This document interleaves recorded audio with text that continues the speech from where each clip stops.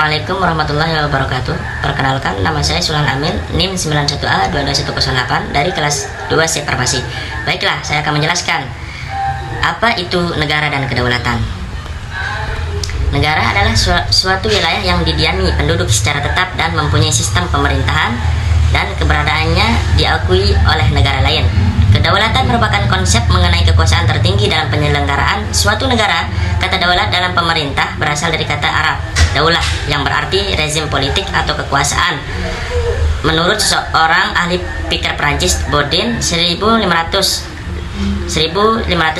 kedaulatan adalah keluasan tertinggi untuk menentukan hukum. Selanjutnya, pengertian negara menurut para ahli Profesor Farid, negara adalah suatu wilayah merdeka yang dapat pengakuan negara lain serta memiliki kedaulatan. Menurut George, negara adalah organisasi kekuasaan dari sekelompok manusia yang telah berkediaman di wilayah tertentu.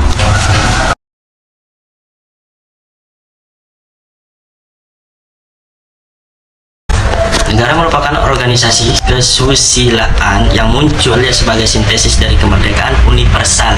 Negara adalah suatu organisasi yang timbul dari kehendak suatu golongan atau bangsanya sendiri.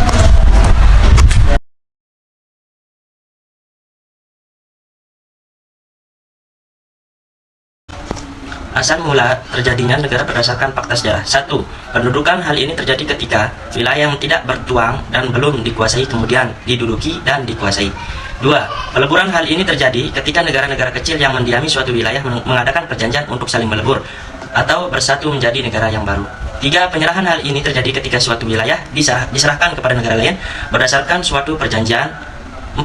Penaikan. Hal ini terjadi ketika suatu wilayah terbentuk akibat penaikan lumpur, sungai atau dari dasar laut dalam kurung delta, kemudian wilayah ini dihuni oleh sekelompok orang sehingga terbentuklah negara.